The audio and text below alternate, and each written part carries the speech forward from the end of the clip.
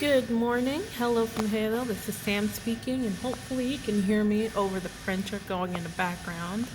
I wanted to do a short video on choosing stock images for use in smaller client personal uh, images and orders. We use a couple of different stock image sites. This one is VectEasy.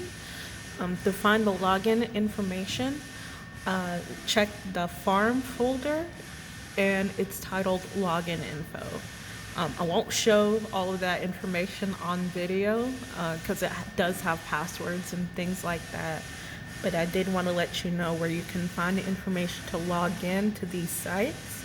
It's important to be logged into our existing accounts because most of these sites require some sort of account in order to use their services, at least for the to start out with.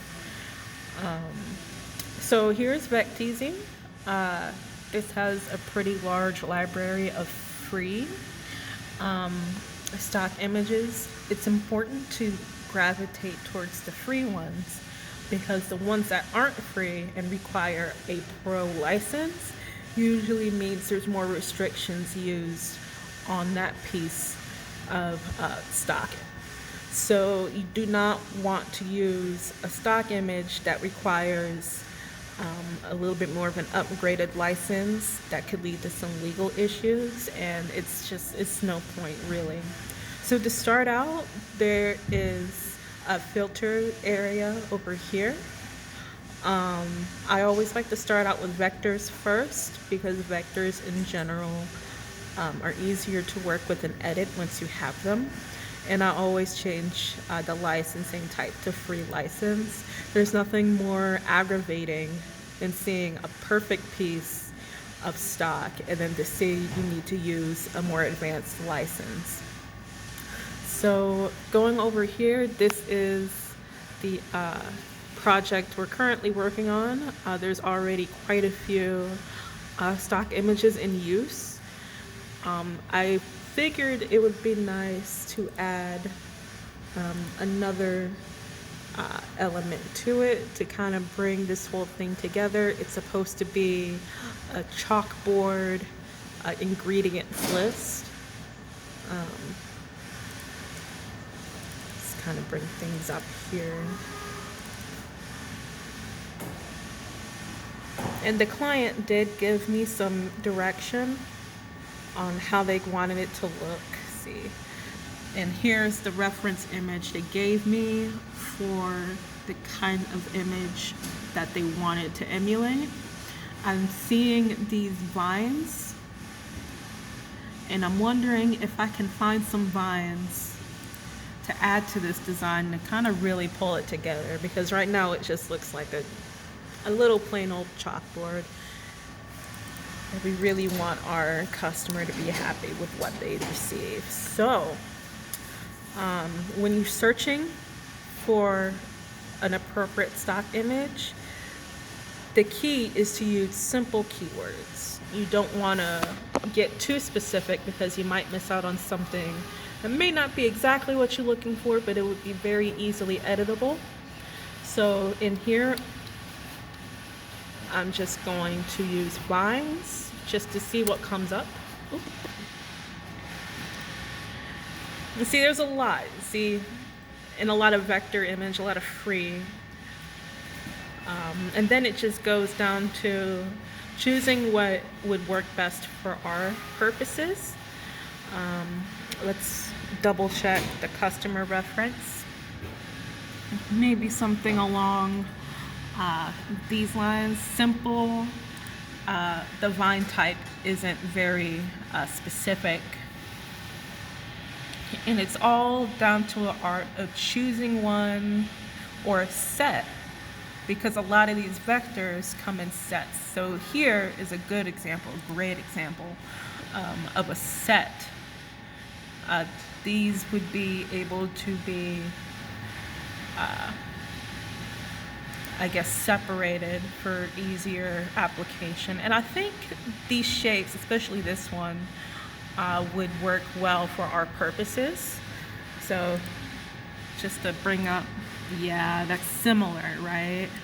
They don't have to be exactly the same, but similar would work great. And this is a vector, so it's even more modifiable. So we're gonna go ahead and download this. See, there's a pro license option, and we could always accept that option if we ever want to upgrade. There's no point for this one, so we're just going to let it download.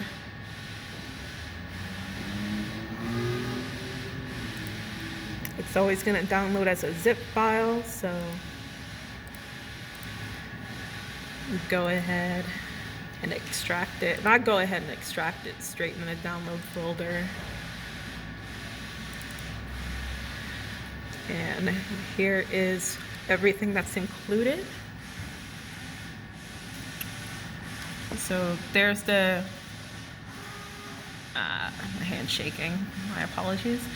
Here is the Illustrator file, here's the EPS file. Both of these are very useful, EPS especially.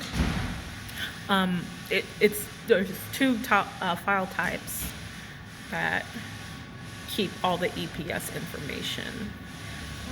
So for now, I'm going to pause the video because unfortunately I need two hands to do this easily. But what I'm going to do is place these files into the order folder. Okay, fast forward a little bit, we're in the working folder now, or we're in the order folder, I should say. And what you want to do with these vectors that we just downloaded is go to work files. And what I like to do is make another folder for elements. So this is a folder for all of the pieces of the artwork that you're pulling together into a final design. So this would be photographs or the edited versions of photographs, and also stock images that is used for this order. It's important to have them a little bit separated from the rest of the work orders. That way it's easy to identify which files were element files and which files are the actual working design file. As we go, there may be a point where a stock image that we used previously just didn't work out the way we thought it would, especially if it's a raster image and you pulled it into your program and it just didn't have the size or the resolution to work with it. You try to enlarge the image and it's all pixelated, or it doesn't work out either way. If that were to happen, it's highly recommended that you go ahead and delete it out of this folder.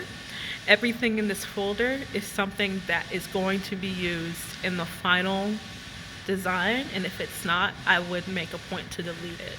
That way, if anyone comes back to this order, you know exactly what was used in the file, and you don't have to store it in the margins like we may do for other elements, because adding elements to a design makes that design file so much larger and makes it cumbersome to work with.